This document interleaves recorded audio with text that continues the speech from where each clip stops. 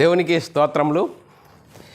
లైవ్లో యూట్యూబ్లో వీక్షిస్తున్న సహోదరి సహోదరులకు క్రీస్తునామములో వందనములు. మరి ప్రార్థన చేసుకుందాం. పరలోకమందున్న మా తండ్రి, నీ ప్రియకుమారుడు యేసుక్రీస్తునామములో కృతజ్ఞతాస్తుతులు స్తోత్రములు చెల్లించుకుంటున్నాం నాయన. ఇంతవరకు సజీవ లెక్కలు ఉంచుకొని నీ కృపలో కాపాడుతూ భద్రపరుస్తూ మరి సంఘంగాను సమాజంగాను కూడుకోవడానికి, నేను ఆరాధించుకోవడానికి, నేను కొనియాడడానికి ఇచ్చిన గొప్ప ధన్యత భాగ్యమును బట్టి కృతజ్ఞతాస్తుతులు స్తోత్రం చెల్లించుకుంటున్నాం నాయన. ఈరోజు బోధకులైనకు మరీ కఠినమైన తీర్పు అనే అంశము నేర్చుకొనిచుండగా వాక్యానుసారంగా మమ్మల్ని మేము సరిదిద్దుకొని వాక్యానుసారంగా వాక్యంకు లోబడి వాక్య ప్రకారంగా జీవించి నీకు మహిమ తెచ్చే వారంగా, ఘనత తెచ్చే వారంగా ఉండే ధన్యత భాగ్యం అందరికీ నీ అనుగ్రహించమని యేసుక్రీస్తు నామములో ప్రార్థన అడిగి వేడుకుంటున్నాం తండ్రి, ఆమెన్. మన సహోదరి సహోదరులందరూ ఎలా ఉన్నారు? సంతోషంగా ఆనందంగా ఉన్నారా? మరి సంతోషంగా ఆనందంగా ఉండాలి. మనము బైబిల్లోని ఆత్మనియమమును బట్టి దేవునికి కృతజ్ఞతాస్తుతులు స్తోత్రములు చెల్లించాలి అని బైబిల్లో ఉంది. సహోదరులమైన మనము ఒకరికొకరు వందనములు చెల్లించుకోవాలని బైబిల్లోని ఆత్మనియమము సూచిస్తుంది. దానిని మనము అర్థం చేసుకుంటూ అనుసరిస్తూ ముందుకు సాగుదాము ప్రియులారా. మరి ప్రియులారా, ఈరోజు అంశము మరి సంఘానికి వచ్చిన మనమందరము చాలా అద్భుతమైన అంశము నేర్చుకుందాం. బోధకులకు మరి కఠినమైన తీర్పు అనే అంశం. మరి ఈ అంశము చెప్పబడుతుండగా ఒక వ్యక్తిని గురించి కానీ, ఒక సంస్థను గురించి కానీ, ఒక సంఘమును గురించి కానీ మాకే తెలుసు మీకు ఎవరికి తెలియదు అనే ఉద్దేశంతో కాదు. బైబిల్ ఇలా చెప్తుంది, బైబిల్లోని ఆత్మనియమంకు మనం అందరము లోబడాలి అనే ఉద్దేశంతో మరి మేము తెలుసుకున్న సర్వసత్యాన్ని మరి అనేకులకు తెలియజేయాలి. మరి క్రీస్తు ప్రేమను బలవంతం చేయుచున్నది కాబట్టి మరి బైబిల్ ఇలా ఉంది, బైబిల్లోని ఆత్మనియమంకు, బైబిల్లోని పరిశుద్ధాత్మను బోధకు మనం అందరము లోపడదాము అనే ఉద్దేశంతో మేము తెలుసుకున్నదాన్ని అనేకులకు తెలియజేయడానికి ఇచ్చిన గొప్ప ధన్యత భాగ్యమును బట్టి దేవునికి కృతజ్ఞతాస్తుతులు స్తోత్రములు చెల్లించ బద్ధుడనే ఉన్నాను ప్రిలారా. మరి ప్రిలారా, మరి ఈ అంశమును ఎందుకు నేర్చుకోవాలి అనేది మనము ఆలోచన చేసినట్లయితే ప్రిలారా, మనం ఈ లోక సంబంధంగా ఈ భూమి మీద ప్రయాణం చేయాలంటే ప్రిలారా, మరి ఒక ప్రాంతం నుంచి, ఒక దేశం నుంచి ఒక దేశానికి ప్రయాణం చేయాలంటే మరి బస్ ప్రయాణమే కానీ, రైలు ప్రయాణమే కానీ, విమాన ప్రయాణమే కానీ చేయాలంటే ప్రిలారా, మరి అది నడిపేవారికి మరి శిక్షణ అవసరము. ఎందుకంటే ఒక ప్రాంతం నుంచి ఒక ప్రాంతానికి ప్రయాణం చేయాలన్నా, ఒక దేశం నుంచి ఇంకో దేశానికి ప్రయాణం చేయాలన్నా అది నడిపేవారికి తప్పనిసరి మరి శిక్షణ అవసరము. శిక్షణ తీసుకొని ఆ శిక్షణలో ఉత్తీర్ణులైన వారే దానిని నడపడానికి, రైలునే కానీ, బస్సునే కానీ, విమానాన్ని నడపడానికి మరి అర్హులు అని మనము తెలుసుకుంటున్నాము, అవునని మనం చూస్తున్నాము. అది ఎంతవరకు కరెక్టో? మరి పరలోకం కనిపిస్తుందా? పరలోకం కనిపించదే. ఆ కనిపించని పరలోకానికి ప్రయాణం చేయాలి. మరి అనేకులను తీసుకెళ్ళాలి. నేను మనమై ఉన్న ఆత్మలను అనేకులకు తీసుకెళ్ళాలి. ఒక గొప్ప భాగ్యము, ధన్యత దేవుడు క్రైస్తవులైన మనకు మరి అనుగ్రహించాడు. అనుగ్రహించిన దాన్ని మనము మన ఇష్టానుసారంగా మరి దేవుని బోధకు, క్రీస్తు బోధకు మరి కలిపి చెల్లిపోయే వారముగా కాకుండా బైబిల్ సిద్ధాంతం ఏం చెప్తుంది, బైబిల్లోని ఆత్మనియమం ఏం చెప్తుంది, మరి పరిశుద్ధులకు ఒక్కసారి అప్పగింపబడిన బోధను మన ఉన్నది ఉన్నట్లుగా పరిశుద్ధాత్మని బోధకు లోబడి దానిని బోధించాలి. అలా బోధించిన నాడే మరి దేవుడు మనకిచ్చిన గొప్ప ధన్యతను మనము తూచా తప్పకుండా పాటిస్తూ మరి అనుసరిస్తూ ఆత్మల భారము కలిగి అనేకులను పరలోకం తీసుకెళ్లే గొప్ప ధన్యత దేవుడు మనకు అనుగ్రహించాడు. అందును బట్టి దేవునికి కృతజ్ఞతాస్తుతులు స్తోత్రాలు.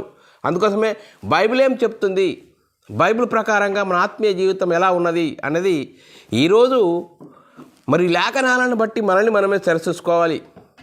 లేఖనము అనుసారంగా మన ఆత్మీయ జీవితం ఉన్నదా లేదా అనేది వాక్యమును బట్టి మనల్ని మనమే పరిశీలన చేసుకుందాం ప్రిలారా. మరి ఇంకా మనం ఆలోచన చేసినట్లయితే ప్రిలారా, ఒకనాడు దేవుని జనాంగమైన ఇజ్రాయేలుల గురించి ఆలోచన చేసినట్లయితే నేడు దేవుని జనాంగమైన క్రైస్తవుల గురించి మనం ఆలోచన చేసినట్లయితే పిల్లరా, ఒకనాడు దేవుని జనాంగమైన ఇజ్రాయేళ్లకు మరి మోషే పీఠం ఉండేది. ఆ మోషే పీఠం మీద ఎవరు కూర్చుండి తీర్పు తీర్చేవారు? శాస్త్రులు, పరిసయ్యులు. మరి పిల్లరా, ఆ ధర్మశాస్త్ర కాలంలో యేసుక్రీస్తు కూడా వచ్చాడు. యేసుక్రీస్తు కూడా బోధించాడు. ఎవరి బోధ? దేవుని బోధను బోధించాడు.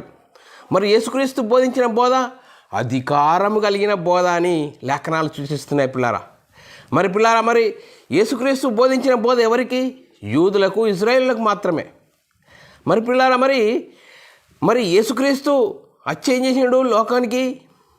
మరి ధర్మశాస్త్రం అనుసరించి జీవించి, ధర్మశాస్త్రం అందరినీ పాపంలో బంధించిన వారిని విడిపించడానికి, అందరి పాపాలని విముక్తి చేయడానికి, అందరిని నీతిమంతులను చేయడానికి, అందరినీ దేవుని యొద్దకు తీసుకెళ్ళడానికి యేసుక్రీస్తు ఏం చేసిండు? ధర్మశాస్త్రం అనుసరించి జీవించి కొట్టివేశాడు పిల్లారా. కొట్టివేసి కొత్త నిబంధన ఇచ్చాడు. యేసుక్రీస్తు మరణించి సమాధి చేసి పరలోకానికి వెళ్ళి పరలోకంలో పరిశుద్ధాత్ముని పంపి, ఆ పరిశుద్ధాత్ముని పొందుకున్న 12 మంది యేసుక్రీస్తు మరణ సమాధిని గురించి ప్రకటించారు.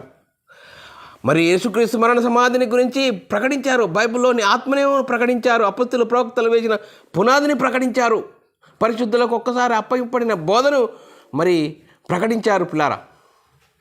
మరి ఆ బోధను పొందుకున్న మనము క్రీస్తును మరి చూడండి పిల్లారా, 1వ శతాబ్దంలో అపొస్తలులు ఎవరిని గురించి ప్రకటించారు? యేసుక్రీస్తు మరణ సమాధిని గురించి ప్రకటించారు. యేసుక్రీస్తు మరణ సమాధిని గురించి ప్రకటించి వారు ఏ విధంగా అయితే మార్పు పొందారో, మీరు ఎవరిని గురించి అన్నా చెప్పరు కానీ యేసునామమును గురించి ప్రకటించద్దు అంటే మేము కన్న వాటిని విన్న వాటిని చెప్పకుండా ఉండలేము. చూడండి పిల్లరా, వారు ఈ లోక సంబంధమైన బోధ చేయలేదు పిల్లరా. చూడండి పిల్లరా, మనం ఆలోచన చేయాలి. అందుకోసమే బోధకులకు మరి కఠినమైన తీర్పు అనే అంశము ద్వారా మనము లేఖనాలు చూసుకుందాం పిల్లరా. ఈ లేఖనాల ప్రకారం మన ఆత్మీయ జీవితం ఉన్నదా లేదా? ఈరోజు మరి బోధల మధ్యలో ఎందుకు ఈ మనస్పర్ధలు, ఎందుకు ఈ వివాదాంశాలు జరుగుతున్నాయి? అంతే పిల్లారా, మనము బైబిల్లోని ఆత్మనియమమును అనుసరించాలి. బైబిల్లోని ఆత్మనియమముకు మనకు లోబడాలి. పరిశుద్ధులకు ఒక్కసారి అంపబడిన బోధకు లోబడాలి. అంతేగాని బోధలో కల్తీ జరుగుతున్నది కాబట్టి ఈరోజు మరి బోధక ప్రపంచము ఏ విధంగా ఒకరి మీద ఒకరు దుమ్మెత్తి పోసుకుంటున్నారు. ఎందుకు దుమ్మెత్తి పోసుకుంటున్నారంటే బైబిల్లోని ఆత్మనియమంలో కల్తీ జరిగిపోయింది.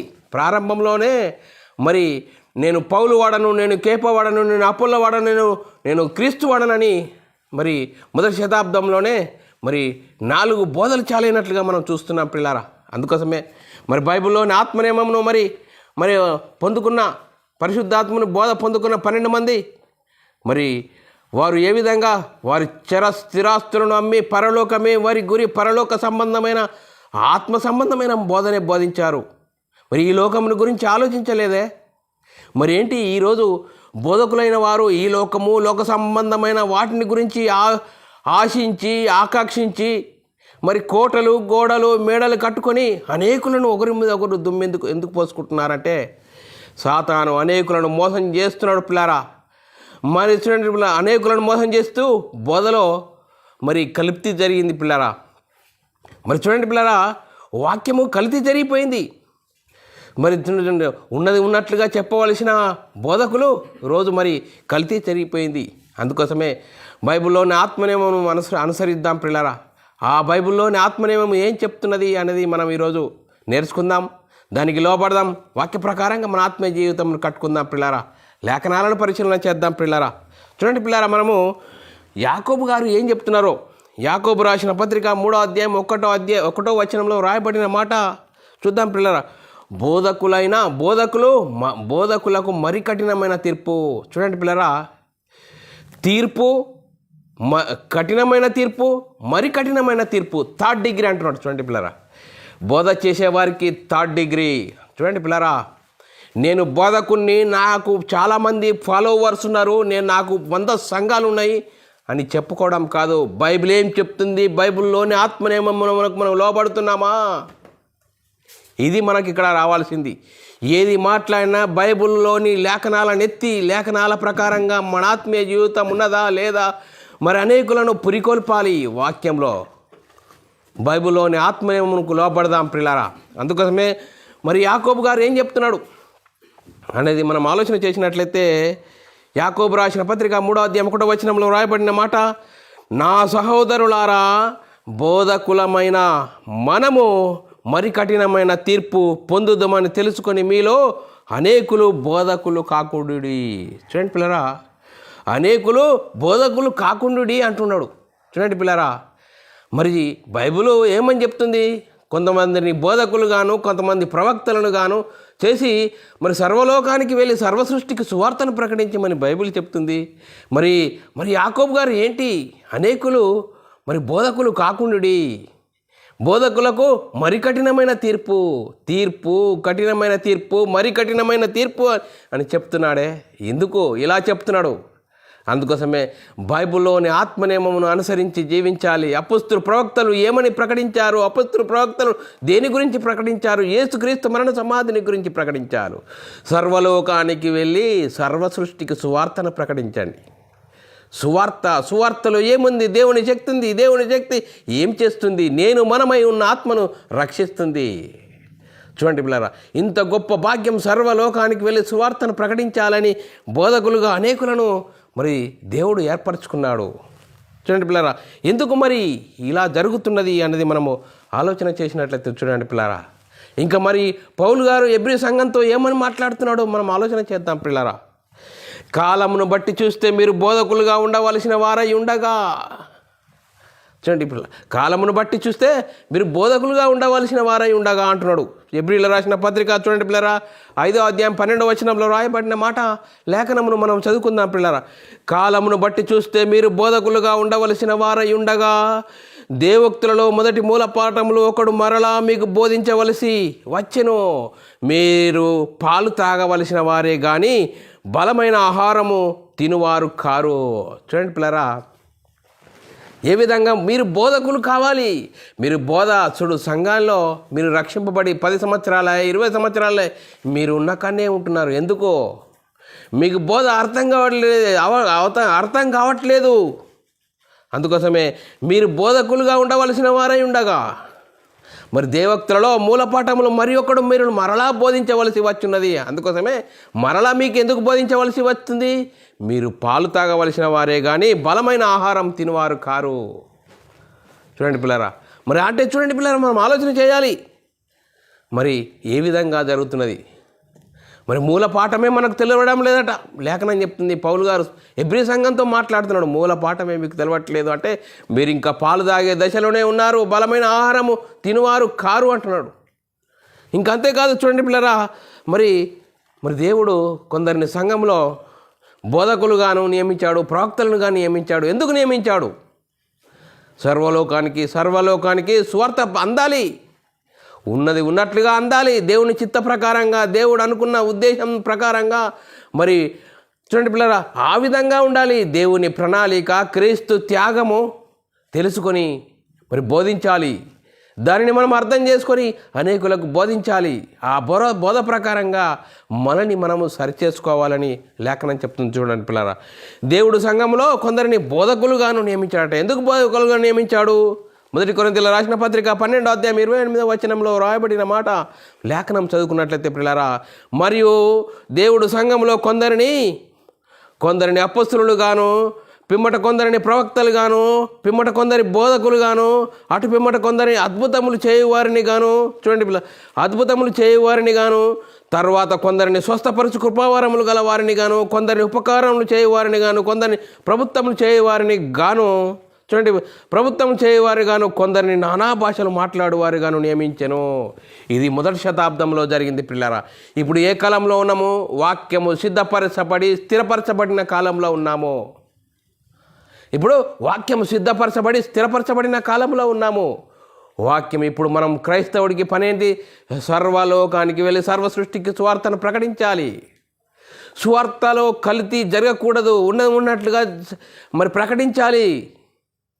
మరి దేవుని సంకల్పము, క్రీస్తు త్యాగము ఏమై ఉన్నది? దానిని మనం తెలుసుకొని దాన్ని అనుసరించి జీవించి అనేకులకు సువార్తను ప్రకటించాలి. యేసుక్రీస్తు ఈ లోకానికి వచ్చి ఏం చేశాడు? మరణమును నిర్ధకం చేసి జీవమును అక్షయతను సువార్త వలన వెలుగులోనికి తీసుకుని వచ్చాడు. ఆ సువార్తను ప్రకటించాలి. ఆ సువార్తను ప్రకటించిన వారు హృదయాలు పొడవబడ్డాయట. మొదటి శతాబ్దంలో హృదయాలు పొడవబడ్డాయట. సహోదరులారా, మేమేమి చేతుము అంటే పౌలు పేతురు గారు ఏమంటుడు? ప్రతి వాడు మారు మనసు పొంది పాపక్షమాపణ నిమిత్తం యేసుక్రీస్తు నామంలో బాప్తిసం పొందండి, అప్పుడు మీరు క్రీస్తు మహిమను ధరించుకుంటారు. క్రీస్తు మహిమను ధరించుకున్న మీరు ఈ లోక సంబంధమైన వాటిని గురించి మీరు ఆలోచించలేరు.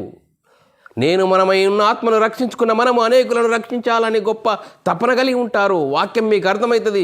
బైబిల్లోని ఆత్మ సంబంధమైన సంగతులు మీకు అర్థమవుతాయి. అప్పుడు మీ స్థితి మారిపోతుంది. అందుకోసం క్రీస్తు మహిమను ధరించుకున్న నీవు మహిమ నుండి అధిక మహిమకు, ఘనత నుండి అధిక ఘనతకు, అధిక ఘనతకు ముందుకు సాగుతావు. చూడండి పిల్లరా, ఎంత గొప్ప మహిమ! ఆ గొప్ప మహిమ మనకు అర్థం కాకుండా ఈరోజు సంఘంలో జరుగుతున్నది, గలిబిలి జరుగుతున్నది. సాతాను తానే వెలుగుదూత వేషం వేసుకుని సంఘంలో జొరబడ్డాడు. వాడు సొరబడి నేను పౌలు వాడను, నేను కేప వాడను, నేను అపుల్ల వాడను, నేను క్రీస్తు వాడనని మొదటి శతాబ్దంలోనే అంటున్నారు. చూడండి పిల్లరా, ఈరోజు 2024 సంవత్సరాలు ఏం జరుగుతున్నది అంటే ఒకరి మీద ఒకరు దుమ్మెత్తి పోసుకునే విధంగా సాతాను అనేకులను భ్రమపరుస్తూ నడిపిస్తున్నాడు. చూడండి పిల్లరా, క్రైస్తవుడు చేయవలసిన పని ఏంది? సర్వలోకానికి వెళ్ళి సర్వ సృష్టికి సువార్తను ప్రకటించాలి. సువార్తను విన్నవారు రక్షింపబడతారు, వినని వారికి శిక్ష విధించబడునని లేఖనం చెప్తున్నదే. ఏంటి మనం ఏం చేస్తున్నాం?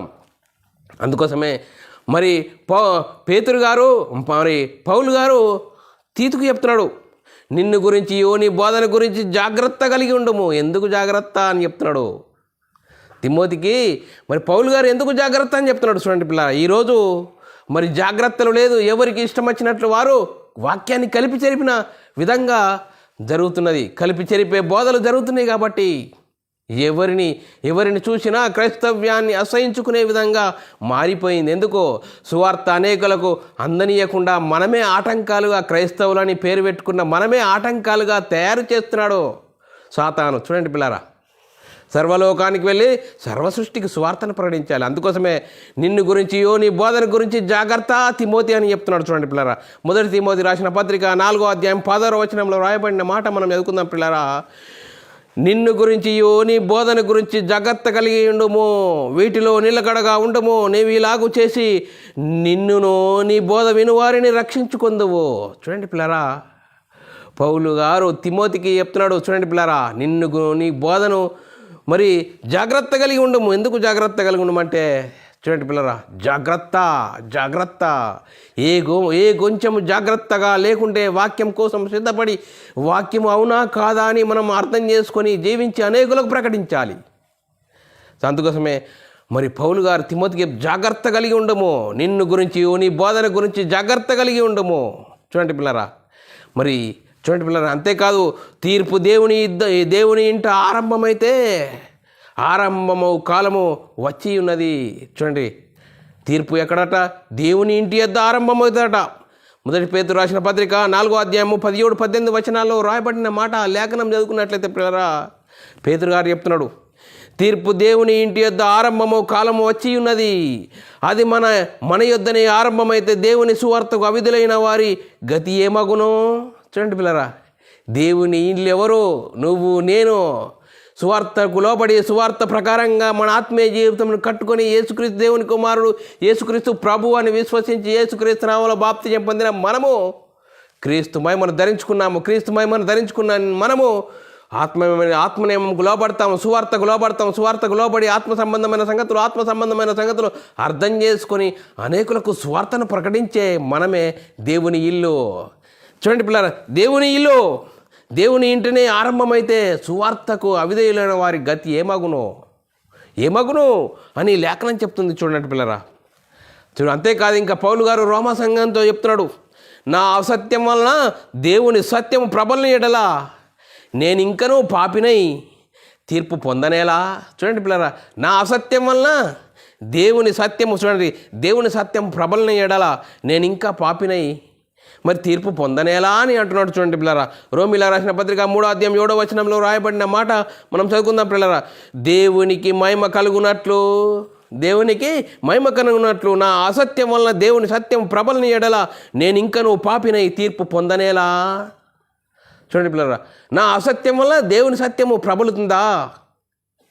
ఎంత మాత్రము అలా జరగదు అని లేఖనం చెప్తుంది. చూడండి పిల్లరా, ఏ అబద్ధము సత్య సంబంధమైనది కాదని ఎరుగుదము. చూడండి, ఏ అబద్ధము సత్య సంబంధమైనది కాదని ఎరిగి యున్నందునా. చూడండి, ఏ అబద్ధము సత్య సంబంధమైనది కాదని ఎరిగి.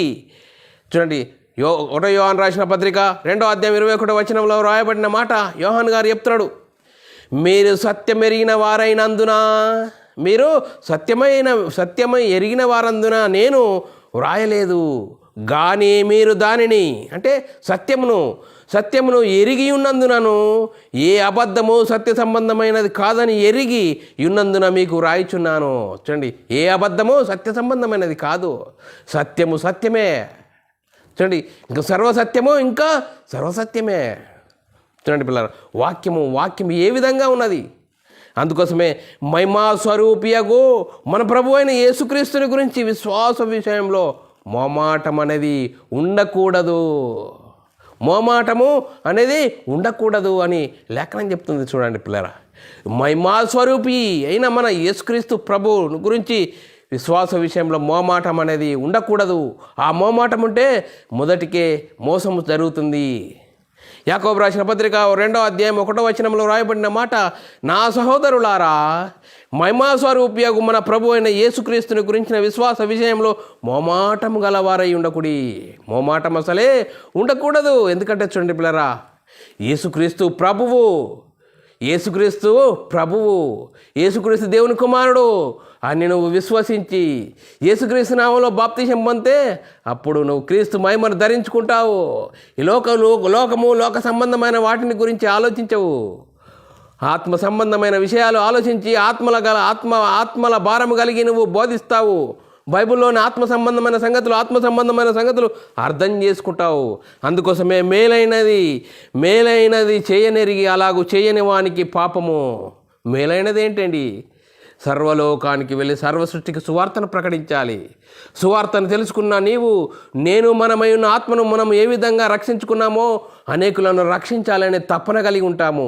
ఆ తపనలో ఎన్నిటినైనా ఓర్చుకుంటాము, ఎన్నిటినైనా సహిస్తాము, ఎన్నిటినైనా మరి తాలుకుంటాము. చూడండి పిల్లరా, యాకోబు రాసిన పత్రిక 4వ అధ్యాయం 17వ వచనంలో రాయబడిన లేఖనం చదువుకున్నట్లయితే, కాబట్టి మేలైనది చేయనెరిగి అలాగూ చేయని వానికి పాపం కలుగును. చూడండి పిల్లరా, మేలైనది. చూడండి పిల్లరా, నేను మనమై ఉన్న ఆత్మను మనం ఏ విధంగా రక్షించుకున్నామో అనేకులను రక్షించే పనిలో ఉండాలి బోధకులు. మరి మన అలా పనిలో ఉన్నామా, ఎలాంటి పరిస్థితిలో ఉన్నాము అన్నది మనమే ఆలోచన చేసుకోవాల్సిన అవసరము ఎంతైనా ఉంది. మరి సువార్త ప్రకటన వలన తన వాక్యమును యుక్త కాలమందు బయలుపరచబడేను. చూడండి పిల్లరా, సువార్త మరి పౌలు గారు తీతుకు రాసిన పత్రికలో రాస్తున్నాడు. మరి ఒకటో అధ్యాయం 3వ వచనంలో రాయబడిన మాట, నా నిజమైన కుమారుడగు తీతుకు శుభమని చెప్పి రాయినది. ఆ నిత్య జీవమును అబద్ధమారనేరని దేవుడు అనాది కాలమందే వాగ్దానం చేశాను. కానీ ఇప్పుడు మన రక్షకుడైన దేవుని ఆజ్ఞ ప్రకారము నాకు అప్పగింపబడిన సువార్త ప్రకటన వలన తన వాక్యము యుక్త కాలమందు బయలుపరచబడెను. మరి చూడండి, యుక్త కాలమందు బయలుపరచబడెను. ఎందుకు యుక్త కాలమందు బయలుపరచబడెను? యుక్త కాలంలో నువ్వు ఎక్కడంటే అక్కడ వెళ్తావు. యుక్త కాలంలో ఆత్మల భారం కలిగి తెలుసుకున్న ఆత్మలను గురించి మనమై ఉన్న ఆత్మను ఏ విధంగా రక్షించుకుంటామో అనేకులను రక్షించాలనే తపన కలిగి ఉంటాము. ఆత్మలను రక్షించే గొప్ప భారము క్రైస్తవుడికి దేవుడిచ్చాడు. ఆ భారాన్ని మనం తెలుసుకుంటే, బైబిల్లోని ఆత్మ సంబంధమైన సంగతులతో సరిచూసుకుంటే పరితపిస్తాము, ఎన్నిటినన్నా ఓర్చుకుంటాము. ఈ లోక సంబంధమైన వాటిని గురించి ఆశించము. చూడండి పిల్లరా, అపొస్తలులు ఏ విధంగా వారి స్థిరాస్తులు నమ్మి ఆత్మల భారం కలిగి ఉన్నారు. చూడండి పిల్లరా, ఆత్మల భారం కలిగి ఉన్నారు. చూడండి పిల్లరా, ఆత్మల భారం కలిగి ఉన్నారు. అందుకోసమే నీవు నేర్చుకొనిన రుడి అని తెలుసుకొని, ఎవరి వలన నేర్చుకుంటేవో ఆ సంగతిని తెలుసుకొని వాటి యందు నిలకడగా ఉండము అని మరి పౌలు గారు తిమోతికి చెప్తున్నాడు. నువ్వు నేర్చుకున్న బోధకు దాని ప్రకారంగా నువ్వు నిలబడాలి. చూడండి పిల్లరా, మనం నేర్చుకున్న బోధ ఏంటి? బైబిల్లోని ఆత్మ సంబంధమైన సంగతులకు లోపడాలి. ఈ లోక సంబంధమైన వాటిని, ప్రకృతి సంబంధమైన వాటిని గురించి మనం లోపడకూడదు. అందుకోసమే పౌలు గారు తిమోతికి చెప్తున్నాడు, తిమోతి నువ్వు జాగ్రత్త, నీవు నేర్చుకొని 3వ అధ్యాయం 15వ వచనంలో రాయబడిన మాట, నీవు నేర్చుకొని రూఢి అని తెలుసుకున్నవి ఎవరి వలన నేర్చుకుంటేవో ఆ సంగం తెలుసుకొని వాటి యందు నిలకడగా ఉండము. చూడండి పిల్లరా, పౌలు గారు తిమోతికి చెప్తున్నాడు, సువార్త నియమం ప్రకారంగా ఉండాలి. అందుకోసమే చూడండి పిల్లరా, మనం ఆలోచన చేయాలి. మరి పౌలు గారు పేతురు గారిని గురించి మనం ఆలోచన చేసినట్లయితే పిల్లరా, ఈరోజు మరి పౌలు గారు, మరి పేతురు గారు సంఘానికి పెద్ద. మనము ఈ ఇద్దరిని గురించి ఎందుకు ఆలోచించాలంటే, ఈరోజు ఒకరిని ఖండిస్తే ఎవరైనా ఈరోజు అవును మీరు ఖండించారు, నేను వాక్య నియమంకు లోబడుతున్నాను అని ఎవరైనా ఈరోజు అంటున్నారా బోధక ప్రపంచం? వీరిద్దరు బోధకులే. చూడండి పిల్లరా, సంఘానికి పెద్ద అయిన పేతురు గారు తప్పు చేసినప్పుడు పౌలు గారు, అందరికంటే వెనుకొచ్చిన పౌలు గారు హెచ్చరించాడు. ఏంటి పౌలు, నువ్వేం చేస్తున్నావు? నువ్వు సువార్త సత్యం చొప్పున నడవడం లేదు అని గద్దించినప్పుడు పేతురు గారు ఆయన పత్రికలో, పౌలు గారు చాలా జ్ఞానవంతుడు, ఆయన జ్ఞానము అందరికీ అర్థం కాదు, విద్యాహీనులైన వారు తమ స్వనాశనానికి జరిగిపోతున్నారు, ఆయన జ్ఞానం గొప్పది అని పేతురు గారు పౌలు గారిని గురించి స్టేట్మెంట్ ఇచ్చారు. ఈరోజు బోధక ప్రపంచంలో ఎవరైనా హెచ్చరించినప్పుడు ఎవరైనా అవును ఈయన నాకు వాక్య ప్రకారంగా హెచ్చరించాడు, నేను లోబడ్డాను అని చెప్తున్నారా? అలా చెప్పట్లేదు. ఎందుకు? ఏం జరుగుతున్నది అంటే చూడండి పిల్లరా, బోధకులమైన మనము మరి కఠినమైన తీర్పు, 3rd డిగ్రీ. అందుకోసమే బైబిల్లోని ఆత్మనియమంకు లోబడాలి.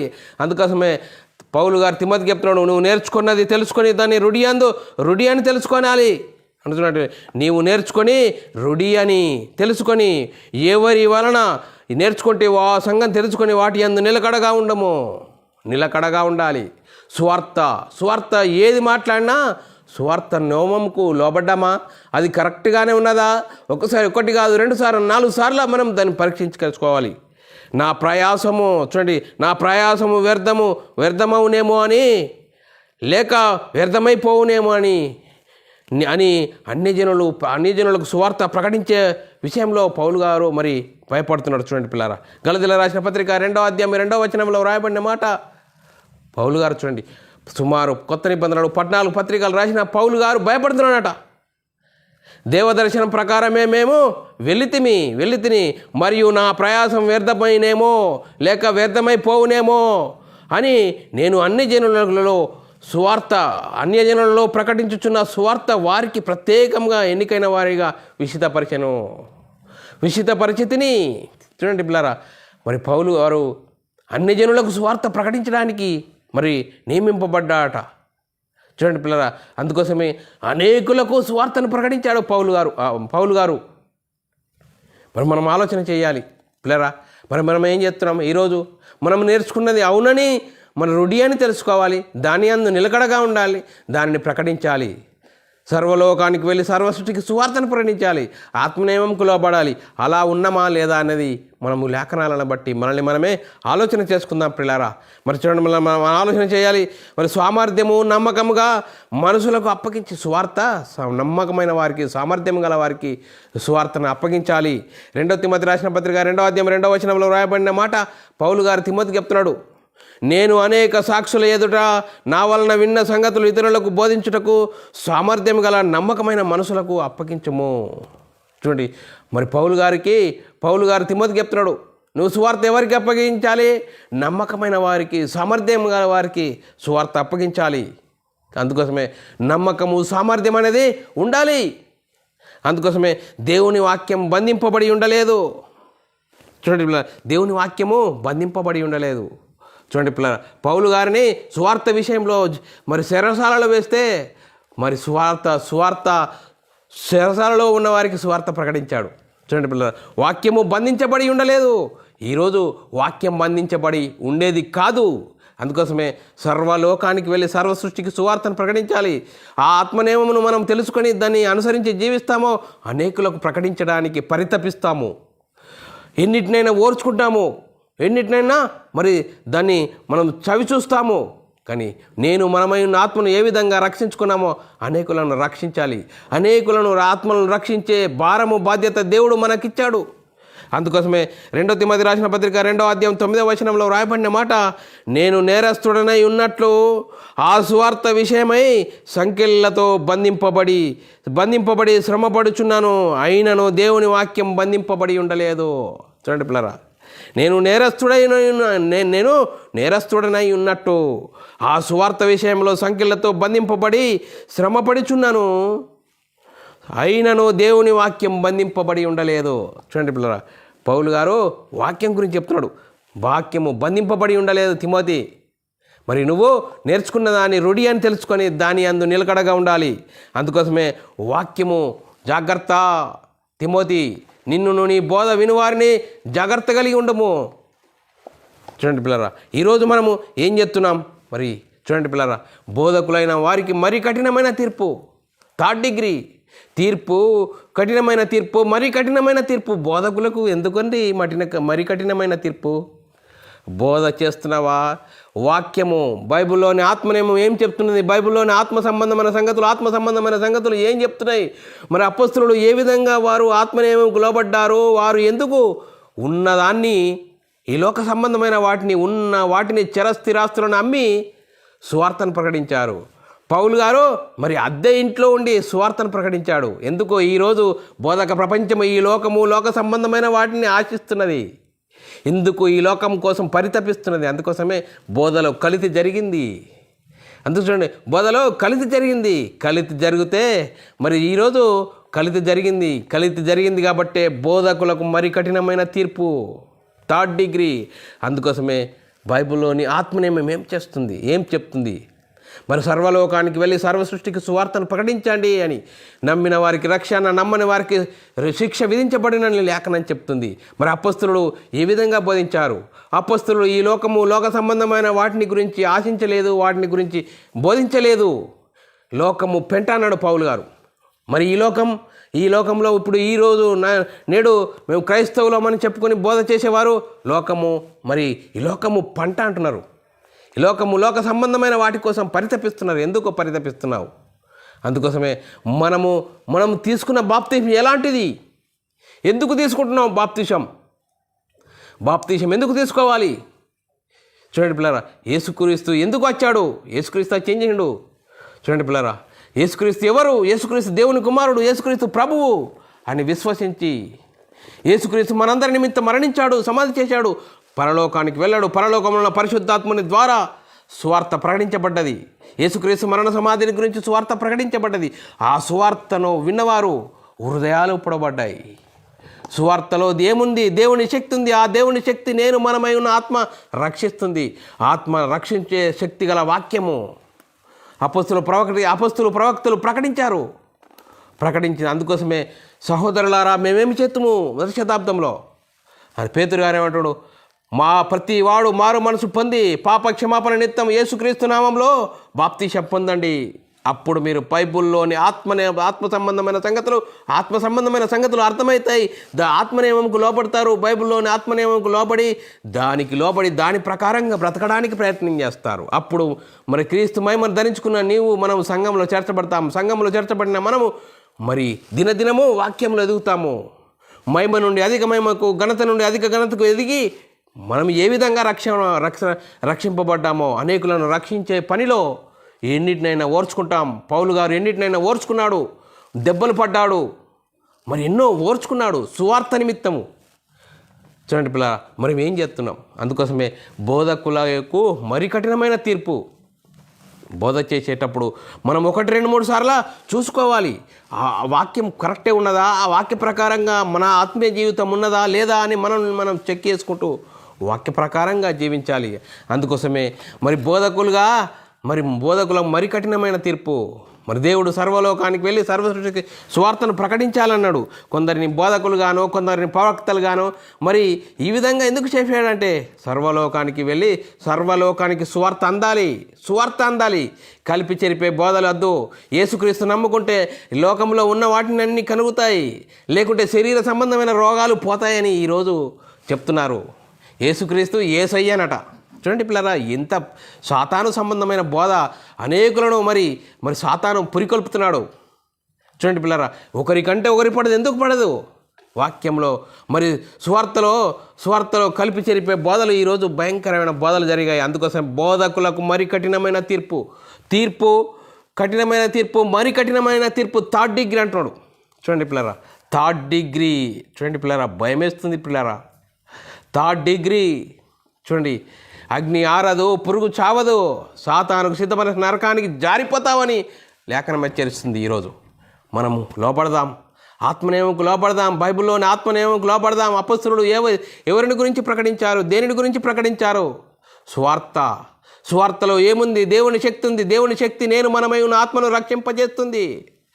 పరలోకము యేసుక్రీస్తు మరి వారి బోధలో ఏంది? పరలోకం అనేది కనిపించదు. ఆ పరలోకానికి వెళ్ళాలంటే నేను మనమై ఉన్న ఆత్మను రక్షించుకోవాలంటే ఎవరని? యేసుక్రీస్తు ప్రభు అని నమ్మాలి. యేసుక్రీస్తు దేవుని కుమారుడు అని నమ్మాలి. యేసుక్రీస్తు హత్యం చేసిండు, మరణమును నిరర్ధకం చేసిండు, జీవమును అక్షయతను సువార్త వలన వెలుగులోనికి తీసుకొని వచ్చాడు. ఆ సువార్తను నమ్మాలి. సువార్తలో ఏముంది? దేవుని శక్తి ఉంది. దేవుని శక్తి నేను మనమై ఉన్న ఆత్మను రక్షింపజేస్తుంది. చూడండి పిల్లరా, ఎంత గొప్ప భాగ్యం. ఆ భాగ్యాన్ని మనకు అర్థం కాకుండా మనోనేత్రాలు గుడ్డితనం కలుగజేసి చూడండి పిల్లరా, గలిబిలి చేశాడు సాతాను. గలిబిలి చేసి శరీరాశ, నేత్రాశ, జీవడమ్మాన్ని చూపెడుతున్నాడు. వాడు ఏ విధంగా నువ్వు వాక్యానుసారంగా జీవిస్తావో నీకు ఏ వైపు నుండైనా నిన్ను వాడు మూసేయాలి. అందుకోసమే శరీరాశ, నేత్రాశ, జీవడమ్మాన్ని చూపించి నిన్ను వాడు మూసేసే ప్రయత్నంలో ఉన్నాడు. అందుకోసం ఎవరిని మింగుతున్నా అని వెతుకుతూ తిరుగుతున్నాడు సాతాను. అందుకోసమే భయంకరమైన పరిస్థితిలో జరుగుతున్నాయి పిల్లారా. ఆ భయంకరమైన పరిస్థితుల్లో నుంచి మనం బారి నుంచి తప్పించుకోవాలంటే బైబిల్లోని ఆత్మనియమమును అనుసరించాలి. పరిశుద్ధులకు ఒక్కసారి అప్పంపెట్టిన బోధ నిమిత్తం పోరాడాలి. అపొస్తలులు, ప్రవక్తలు దేని గురించి ప్రకటించారు? అపొస్తలు, ప్రవక్తలు సువార్త ప్రకటించారు. సువార్త తప్ప ఏది ప్రకటించాలి? లోకంలో ఉన్న వాటిని గురించి మీరు యేసుక్రీస్తుని నమ్ముకోండి, లోకంలో ఉన్న వాటిని అన్నీ కలుగుతాయని వారు ప్రకటించలేదే. ఎందుకు వారు ప్రకటించింది నువ్వు ప్రకటిస్తున్నావు? ఎందుకు ఈ లోకం మీద నీకు అంత మమత? లోకం సంపాదించాలని ఎందుకు ఆకాంక్ష? ఇది ఎవరిది? వాడు సాతాను లోక సంబంధమైన వాటిని చూపిస్తాడు. అందుకోసమే వాక్యము ఉన్నట్లుగా ప్రకటించాలి. సర్వలోకానికి వెళ్ళి సర్వసృష్టికి సువార్తను ప్రకటించాలి. ఆ సువార్తలో దేవుని శక్తి ఉంది. దేవుని శక్తి నేను మనమై ఉన్న ఆత్మను రక్షిస్తుంది. మనం ఏ విధంగా రక్షణ పొందామో అనేకులను రక్షించే పనిలో ఎన్నిటినైనా ఓర్చుకోవాలి. పౌలు ఏ విధంగా ఓర్చుకున్నాడు? దెబ్బలు పడ్డాడు, స్వజనులతో నిందలు, అవమానాలన్నిటినీ ఓర్చుకున్నాడు. మనం కూడా ఆ విధంగా స్వచ్ఛమైన సువార్త ప్రకటించాలి. యేసుక్రీస్తు నమ్ముకుంటే పరలోకం, యేసుక్రీస్తు నమ్ముకుంటే దేవుని కుమారులమయ్యే భాగ్యము, యేసుక్రీస్తు నమ్ముకుంటే నిత్య జీవము అనేది ఉన్నది. పాప క్షమాపణ, నిత్య జీవం, పరలోక ప్రాప్తి ఇవన్నీ ఉన్నాయి. ఇవన్నిటిని గురించి ప్రకటించాలి కానీ లోక సంబంధమైన వాటిని ప్రకటించకూడదు అని లేఖనం చెప్తుంది. ఇంతవరకు మనం నేర్చుకున్న విధానంలో మనము వాక్యంకు లోపడదాం, ఆత్మనియమంకు లోపడదాం. అలా జీవించి మనమందరము దేవునికి మహిమ తెచ్చే వారంగాను, ఘనత తెచ్చే వారంగా ఉంటూ ముందుకు సాగుదాం. చెప్పబడిన వాక్యం ప్రతి ఒక్కరి హృదయంలో నీరుగట్టి ఫలింపచేయునుగాక. ఆమెన్. అందరికీ వందనములు. దేవునికి స్తోత్రములు. ప్రార్థన చేసుకుందాం. ప్రియులారా, పరలోకమందున్న మా తండ్రి, నీ ప్రియ కుమారుడు యేసుక్రీస్తు నామములో కృతజ్ఞతాస్తుతులు స్తోత్రం చెల్లించుకుంటున్నాం నాయన. ఇంతవరకు సజీవులుగా ఉంచి నీ కృపలో కాపాడుతూ బోధకులకు మరి కఠినమైన తీర్పు అనే అంశం ద్వారా మమ్మల్ని ఎన్నో విధాలుగా హెచ్చరించిన విధానం బట్టి స్తోత్రాలు. హెచ్చరించిన వాక్యంకు మేము లోపడతాం నాయన. ఆ లోబడి మా ఆత్మీయంగా మమ్మల్ని మేము రక్షించుకుంటూ అనేకులను రక్షించే పనిలో ఉండే గొప్ప ధన్యత భాగ్యం మా అందరికీ అనుగ్రహించినందుకు కృతజ్ఞతాస్తుతులు స్తోత్రం చెల్లించుకుంటూ యేసుక్రీస్తు నామములో ప్రార్థన అడిగి వేడుకుంటున్నాం తండ్రి. ఆమెన్. అందరికీ వందనములు. దేవునికి స్తోత్రములు. ప్రియులారా, ఇలాంటి అంశాలు వినాలనుకుంటున్నారా? మరి యూట్యూబ్ ఛానల్లో బైబుల్ విజ్డమ్ అకాడమీ బేరన్ సబ్స్క్రైబ్ చేసుకోండి. మరి BW ఛానల్ కూడా సబ్స్క్రైబ్ చేసుకోండి. మీరు వినండి, అనేకులకు షేర్ చేయండి. మీ వ్యక్తిగత ప్రార్థనలో, మా పరిచర్య నిమిత్తం ప్రార్థనలో జ్ఞాపకం చేసుకోవలసినదిగా క్రీస్తు ప్రేమను బట్టి బతిమాలుకుంటున్నాను. అందరికీ వందనములు. దేవునికి స్తోత్రములు.